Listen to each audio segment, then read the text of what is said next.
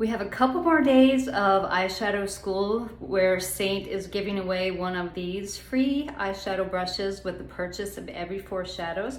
Our shadows are larger than most, they last longer, and the quality is great. I'm using Havana with the wider end of my brush, and I'm just going all over. I like to kind of match my shadows to what I'm wearing or have something that coordinates. Easy peasy. I've used Aspen Contour as my eyelid primer. And I'm going to use the smaller end and put that underneath as liner.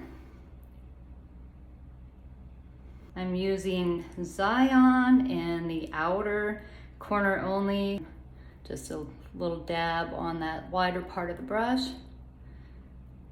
And I'm in the corner. I'm going up to the crease and beyond and blending that out as I go.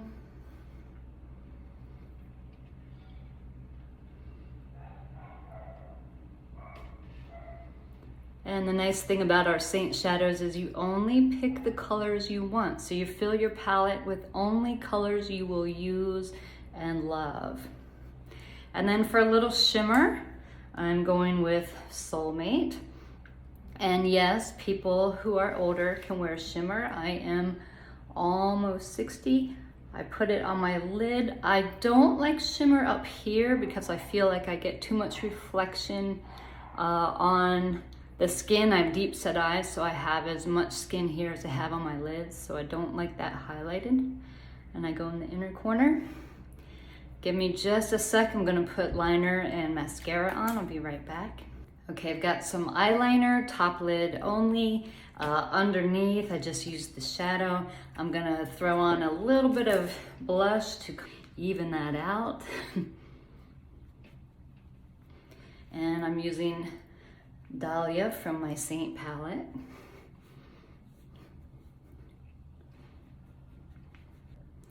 And while I have my palette with me, I'm just going to quickly fill in my brows with my contour.